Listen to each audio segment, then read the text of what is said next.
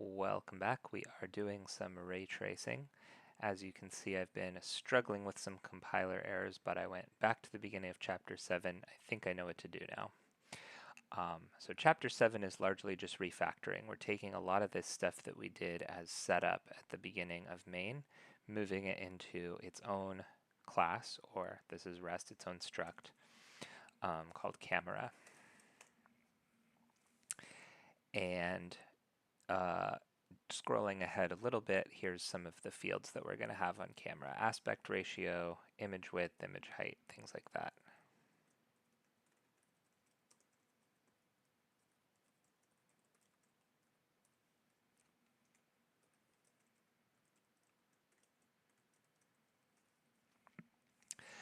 They're separating out the public and private fields because the way it's going to work is that in main, we'll initialize the public fields, we'll call render, which in turn calls initialize, and that will set up all the other fields, all the private fields. I don't want to do it that way because I don't like having a struct that's kind of halfway initialized, or it's in a state where some of the fields are not consistent with each other. So I'm just going to put all the fields together and do all the initialization in one big method called new, rather than initialize. So that way we never have a camera that's in a kind of half initialized state. But in any case, we have center, which is a point, the location of the top left pixel,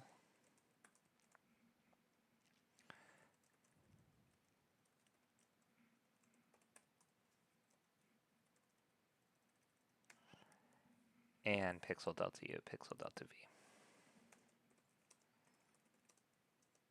Oops.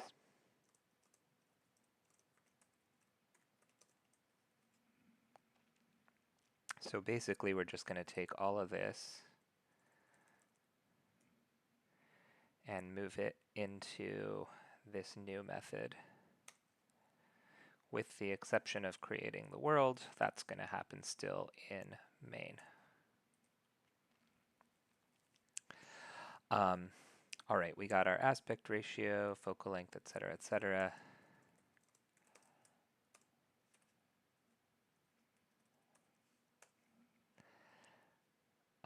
Center is called camera center here, so let's just change that to be center.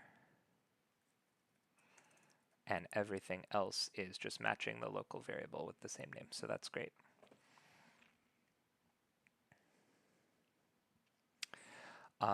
And then in main we have our world, and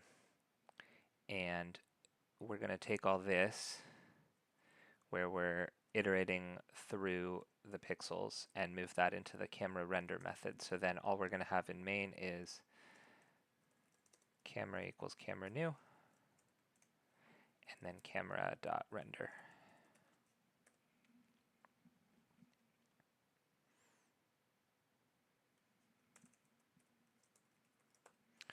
Render is going to take self and world. Doesn't return anything. All right, couple things we need to do. Image width is now, of course, self.imagewidth.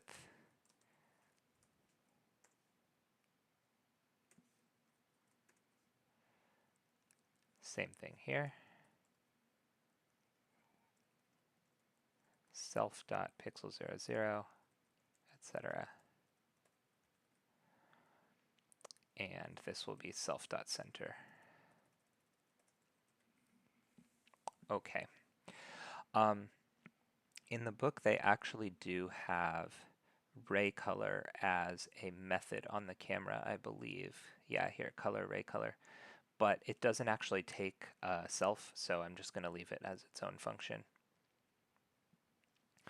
All right, so I think this looks good in principle. We set up our world, we call camera.render, but we do have one compiler error here. Oh, and that's because I forgot to say what W is.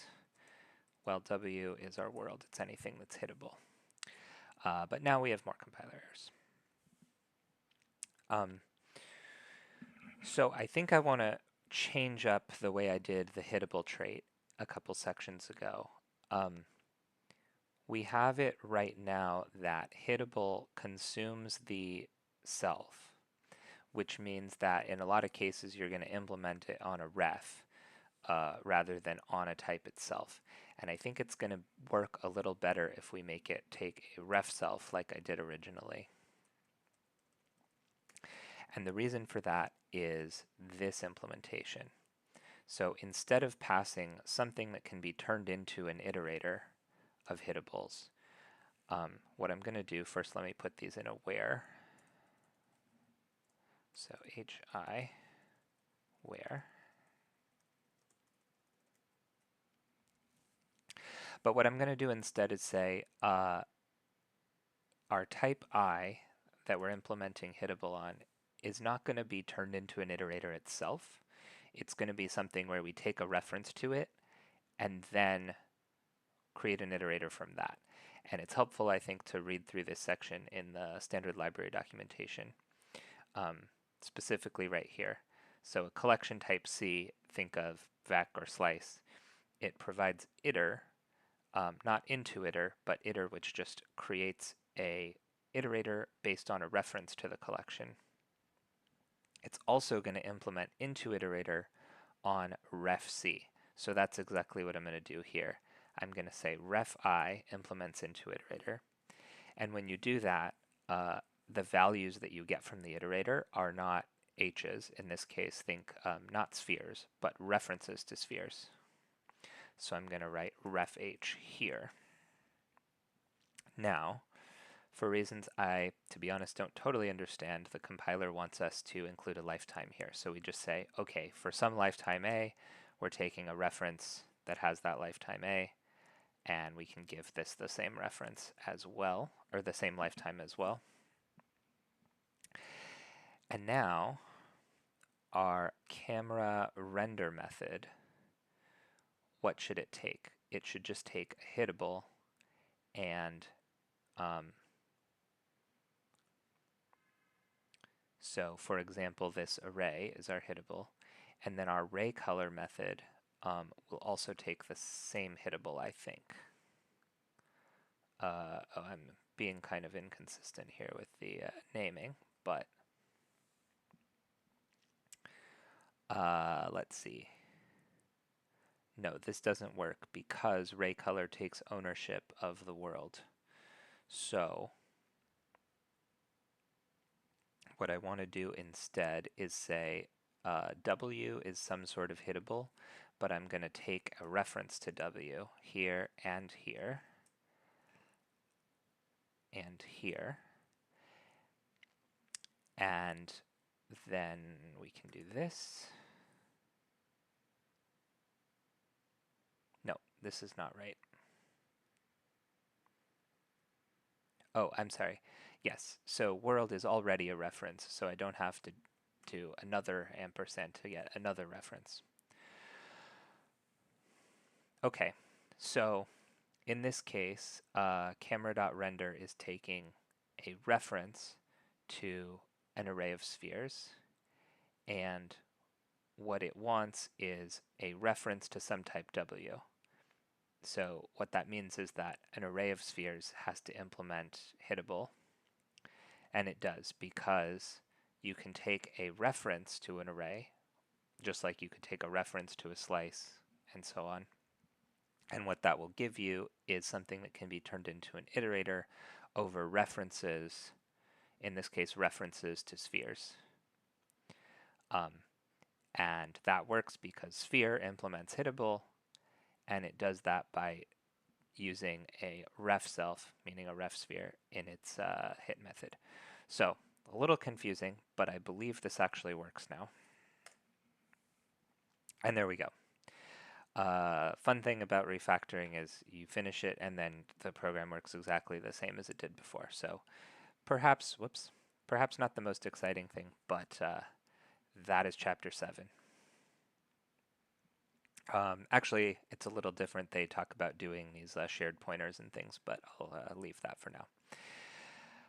So the next thing they talk about is anti-aliasing. You might have noticed, especially if you are playing along at home and had your own implementation and zoomed in, the edges are very jagged. And the reason for that is we only have one ray for each pixel, so each pixel is either considered a hit on the sphere or not. And the way our eyes work in real life, or the way a camera works in real life, you'll have a little bit of blurring along the edges. And so the way that they implement that is to, instead of just sending one ray, send a few different rays over a small square around the center of the pixel, and then average them. So you get a nice blurring effect. Let's see. So we are going to need a few of these things. Degrees to radians is actually built in Rust, but we are going to need to add rand to do some random numbery things. I'll call this random f64. And I believe we're just going to say rand random range from 0 to 1. So we'll just say 0 to 1. I'm not too concerned about should I include the 1.0 itself or not. And actually, let me import random range because we're going to use it too. So when we see random double in the C++, it's this function. When we see random double with 2 arguments, it is this function, random range. Okay, so now they are adding a method to their interval type. Well, for our interval type, we're just using the built-in type range, and so we'll just make this a standalone function. It takes a range of f64 and a value and returns a value.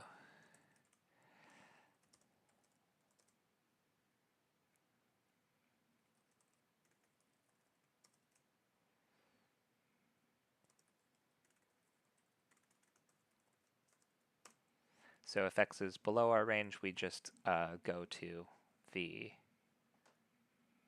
bottom of the range. If it's above our range, range.end, we get range.end. And otherwise, that means it's in the range, so we just return x itself. All right, easy enough.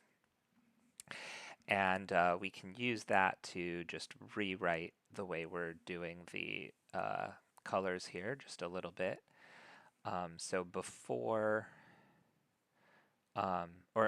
so instead of doing this multiplying by 255.999, we instead clamp it into the range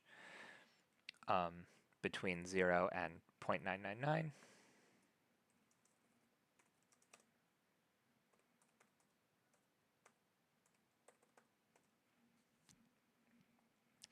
And now R is going to be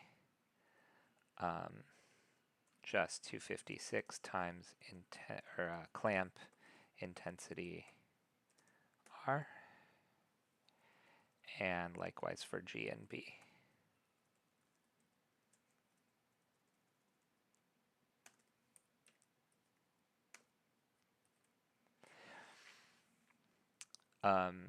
Intensity, not interval. This is going to have to be 256.0, yes.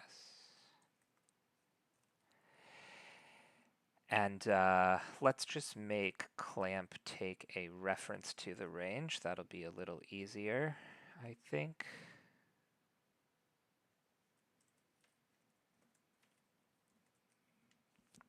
Okay. So now we're going to get into the actual anti-aliasing by adding one more parameter to the camera called samples per pixel. And I'm trying to keep everything in the same order that it is in the C++, just so I don't get too lost. I32. I lost my new method because it was folded up.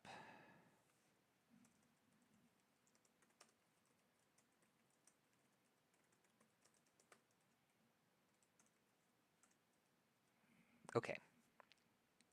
So now in the render method, instead of doing a single ray to the pixel center, we're actually going to do multiple rays by looping samples per pixel times, so 10 times.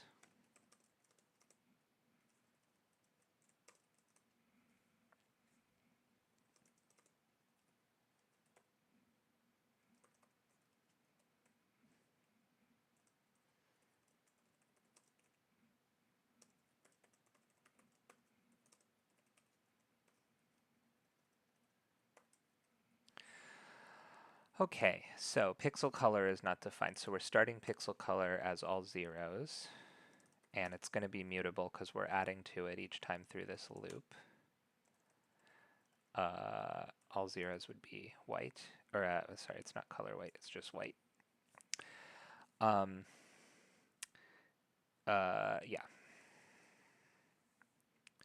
Okay, get ray. Now get ray is a function I have not defined yet, but it's right here. And it is going to use pixel delta U and things like that, so it does need to be actually a method on camera.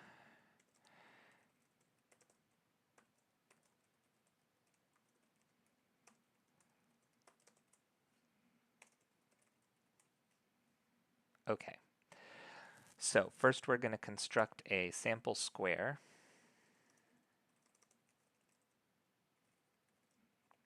Also a method that has not been written yet, but that's okay. Pixel sample is going to be this. So instead of just doing I times pixel delta U, we're going to do I plus offset.x. And when we get to the sample square method in a minute, you'll see that offset.x is just a small amount, somewhere between -0.5 and +0.5. So if we were supposed to go, let's say 27 pixels over, well, it might be actually somewhere between 26.5 pixels and 27.5 pixels.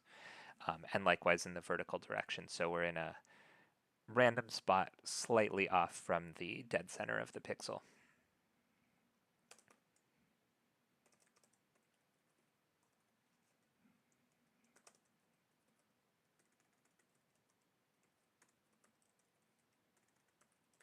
Oh, and this needs to take a self because we are doing some things with the self.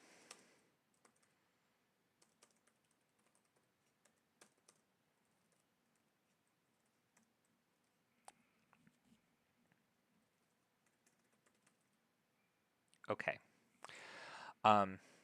And let's see, offset.x, well, first let's define sample square so the type checker can understand what's going on a little better.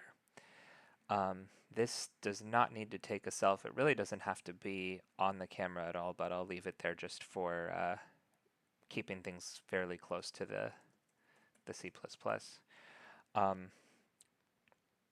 We are just getting a random vector that is random f64 minus 0.5. So remember, random f64 puts us in the range 0 to 1. So this is going to be now in the range -0.5 to +0.5.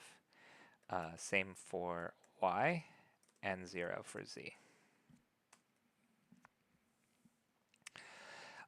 Now, let's see. Offset.x is floating point. I is, of course, an integer, so we'll have to convert that.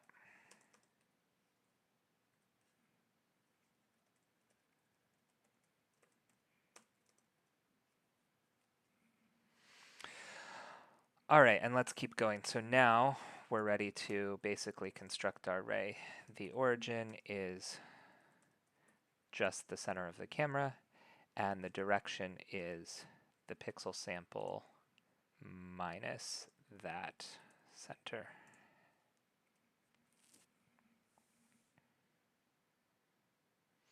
Okay, and then we did I do that right? Oh, self.getRay. We need to explicitly pass the self in.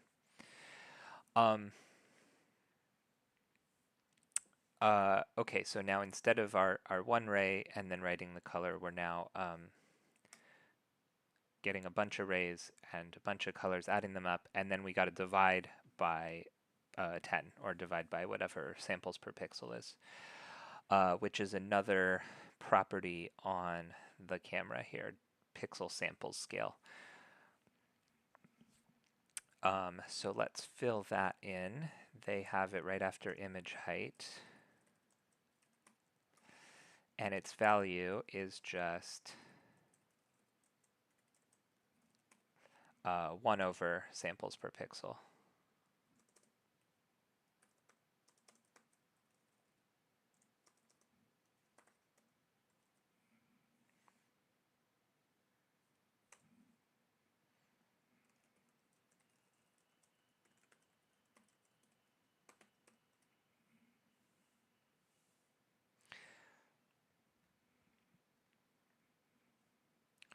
So now at the end of this loop, when I call right color, I don't use pixel color. I have to first multiply it by this scale, which is to say divide it by 10.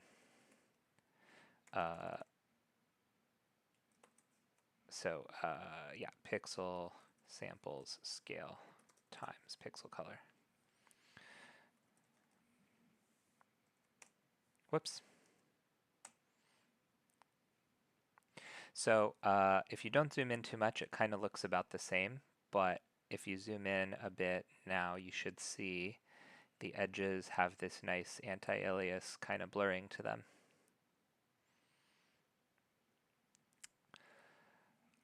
So I believe that is the end of chapter 8, and let's jump into chapter 9.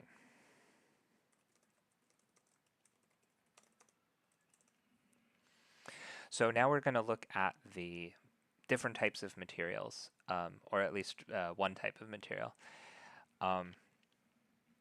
Basically what we mean by material is how does light interact with it? Does it reflect? Does it get absorbed? Does it reflect in a certain direction more than others? That kind of thing. And at least to start, they're doing some pretty simple math here, which is that a ray comes in, it hits a point, and then it reflects out in a random direction on this hemisphere around the point. So it might bounce back in the same direction it came, or it might bounce back at this angle or that angle or whatever. Maybe not the most realistic, but pretty good to kind of get us started in some slightly more realistic looking materials. So one thing that's a little bit weird is in the book you're writing your own Vec3 class, which means you can add methods to it. That's a little harder to do here since I'm using this library, GLAM. But you can kind of cheat and do it with an extension trait. I don't know if there's a better way to do this, but at least for now, this is what I'm going to do. So I'll just call it vec3ext. And there is a function random that's going to return as self.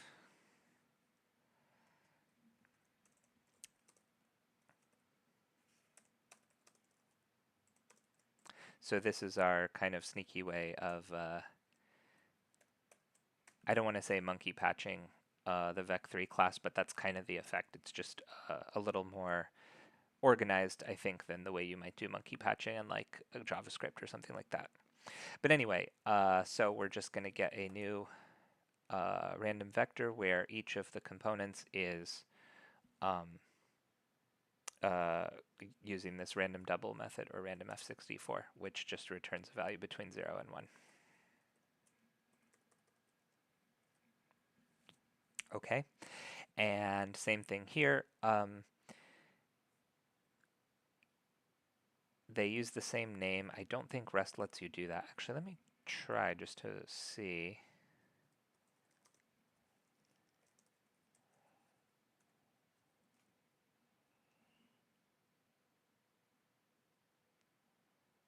Yeah, so we'll just have to give it a different name. I'll say random range. And I actually think I like that better. I think it's nice that if you see a function with a certain name, you can just know exactly which one it is. You don't have to look too carefully at the arguments and say, oh wait, no, it's this version of that method, or it's that version. But anyway, okay. So same idea, self new, and we're just going to do random range. Rather than take a min and a max, why don't I just actually take a range?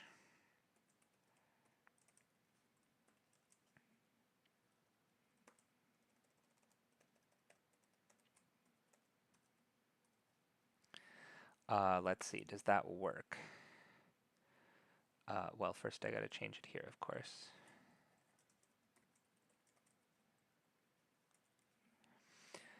No, because random range wants an actual range and not a reference to a range. So I'll just clone it. It's a small enough thing that shouldn't be too terrible to do.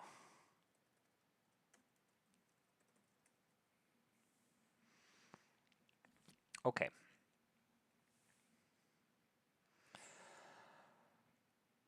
Now, we want to get a random vector on the surface of a hemisphere, right, for implementing this thing. So how do they do that? Well, they first get a random vector inside the unit sphere, and then they normalize it to have its length be, well, since we're talking about the unit hemisphere, they just normalize it to have its length be 1. Okay, how do we get a random vector inside the sphere? Well, we first find a random vector inside this cube that goes from -1 to 1 in all 3 dimensions. If it happens to land inside the sphere, great. If not, we just get another one. So, random unit vector. This one they don't have on the vec function, although they could. I'll put it on. I think I like that. Random unit vector.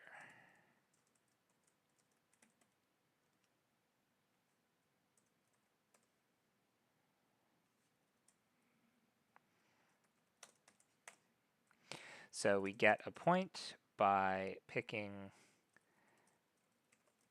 a random, picking a vector at random with all the values being in the range -1 to 1. So this should be random range, actually. Then we say, let's get the squared length of that.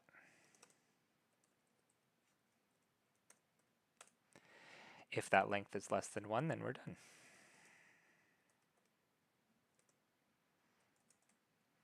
And we return the point, not itself, but the point divided by the square root of this length squared. So that way, we know we're going to get a vector whose length is 1. I guess we could also just say p dot normalize, but this should be a little faster because we've already calculated the length squared here. If we call normalize, then it's going to calculate that again. And then this is one of those just weird little things you have to think about with floating point. It is possible that the point we got randomly is very, very close to 0. And so then when we divide by its length, or divide by its length here, we'll end up with some huge vector. If we were dealing with sort of pure mathematical numbers, this wouldn't be a problem, but you know, floating point is an approximation inherently. So what they do is just say, okay, if the length is really, really tiny, just skip that one. If it's less than 1 times 10 to the negative 160, just skip that one and pick a different point. But anyway, so this is now going to give us a random point on the surface of the unit sphere, a random vector with length 1, basically. Okay, so we do that. This p, for example, is the randomly chosen vector, but there's about a 50% chance that it's going to land inside of the sphere that we hit, when what we really want is for it to be on this hemisphere on the outside. So what do we do? Well, I talked about this a couple videos ago, I think. If p and n are pointing roughly in the same direction, their dot product will be positive. If they're pointing opposed to each other, their dot product will be negative. So to get the random one on the hemisphere, again, I'll make this a method of our little trait. Random on hemisphere. We just need to pass in a normal vector.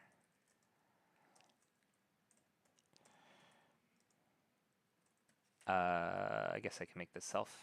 Doesn't really matter. And what do we do? Well, first we just get a random point on the unit sphere.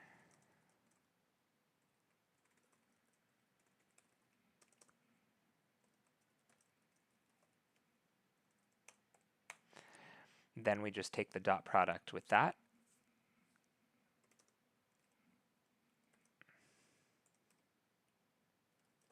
Or the dot product between that and the normal vector. If that is positive, then we're in this situation, like the green one, and so we can just return it.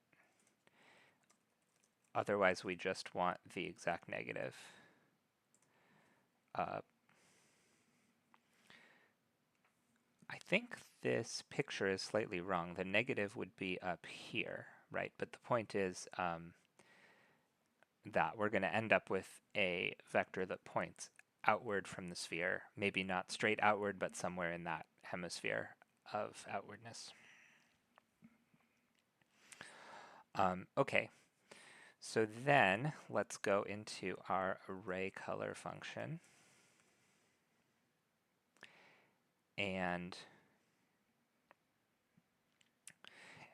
so what we were doing is just say, if it's a hit, use the normal vector here to calculate a color. And instead we're going to say, okay, we got a hit. Now we're going to send out a new ray and see where that one goes. But we're going to multiply by 0.5 here, which gives us like a gray tint to it, because we're going to get whatever color we would have gotten from that second ray that's sent out, but then scaled down by 0.5. So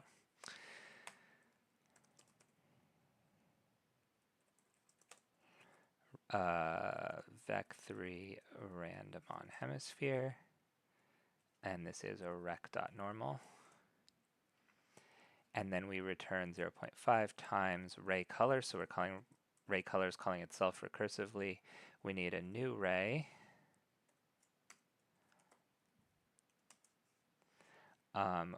Where its origin is going to be rec.p, the point where we hit, and its direction is this thing we just calculated on the line above, so I'll use the shorthand there. We don't need this one thing. And then we pass the same world. And it wants a reference to array, not array itself. So there we go. All right, and I still have a couple of compiler errors, so let's see what those are. Oh, easy enough. Great. Okay, so we get a stack overflow. And maybe that's not surprising because we are calling ray color recursively, and there is no guarantee since each time we call it, the ray is kind of being sent out in a somewhat random direction.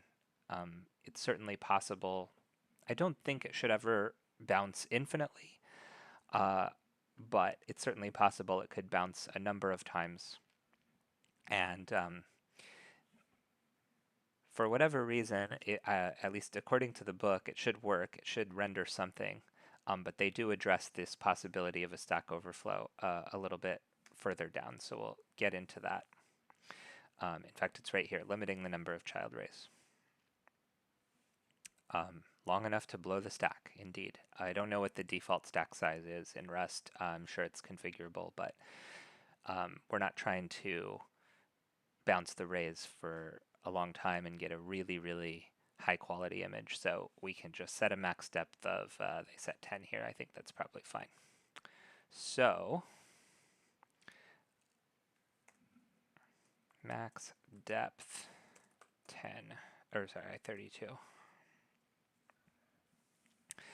And then that just means we have to pass that down through our render method and our ray color method and bail out if we get too many ray bounces.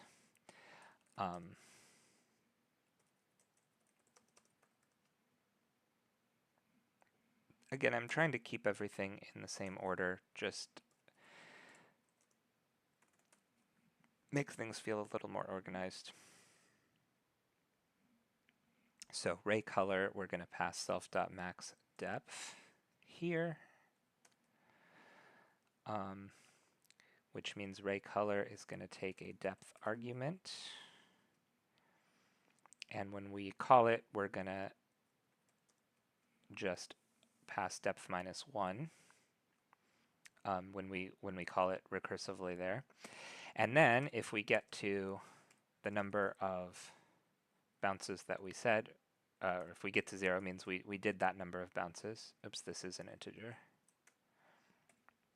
Then we're just going to return white. So, okay, we've bounced too many times, just bail out, just return some default.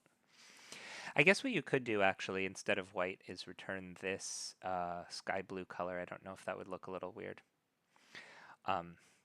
Anyway, and then they actually set the max depth to 50 here. But I am just going to leave it at 10 for now and see if this works. All right. Kind of a grainy look to it, but I think they're going to address that in the next section. So let's keep going. So this is another one of those things where the approximateness of floating point can be an issue. We calculate the point where our ray hit the sphere, and what we might end up with is a point that's just slightly above the surface, which is fine. Then it will just get, the next ray will just go off, out into space towards another sphere in the scene or towards the sky.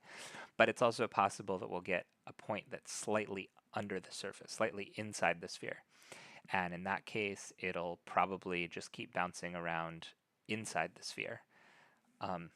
So the way they solve that is to just have this range, instead of starting at 0, start at some small value. They use 0.001. You could probably go even a bit smaller than that and it'd still work. And it does look a little brighter, so that suggests that we had some pixels that were quite dark because of that, and a little less grainy, but definitely still somewhat grainy. Okay, so now they are tweaking the color calculation a little bit to be a little more realistic, and instead of a random point on a hemisphere, they're drawing this little sphere and using that to calculate a direction. So you can see that we're going to be more likely to get a direction that is close to this normal along kind of this part of the sphere, but still possible, just less likely to be off at a very steep angle along these sides here. And basically they are just taking a step along the normal vector of length 1 and then drawing a sphere of radius 1 from that point. So it looks like a lot of kind of vector math, but it's actually only a one-line change. So instead of random on hemisphere here, we are just going to go to rect.normal and then add a random unit vector to that.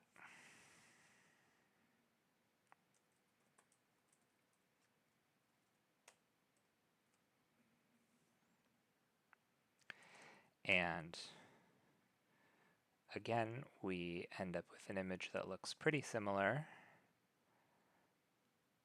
Maybe a little lighter, but looks like we're on the right track. Oh, actually, let me change the samples per pixel just to see if that gets it a little closer.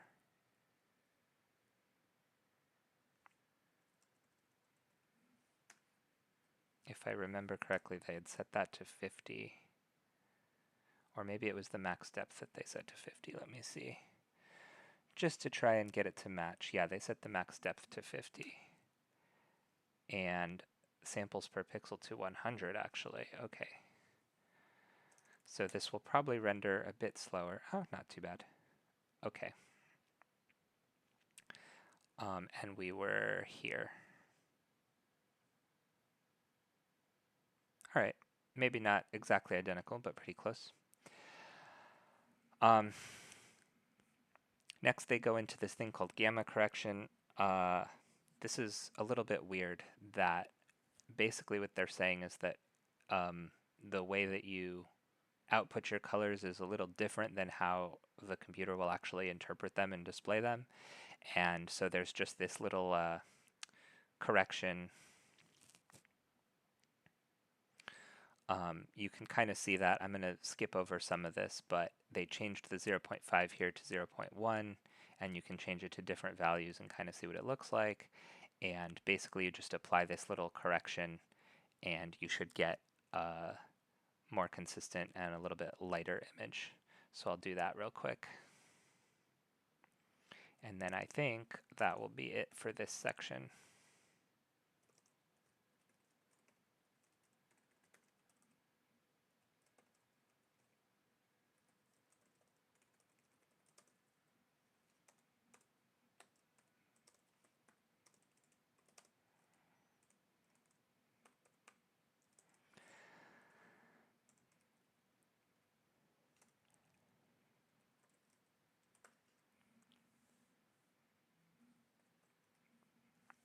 Okay, and then that's just a little correction that gets applied in right color here.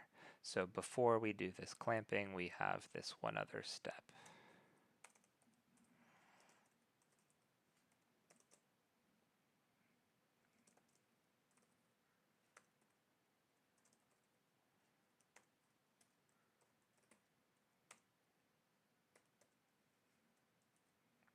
All right, I'm going to comment out that line. So this is now a no-op, just so we can compare.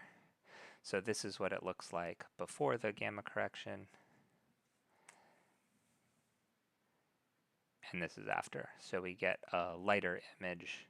The idea is that the color that we get is more accurately at that 50% between black and white spot that it should be.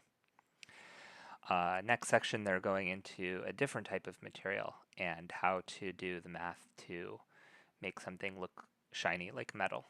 But I will get into that in the next video. Hope you're enjoying this series, and leave me a comment if you have any comments for me. Thanks.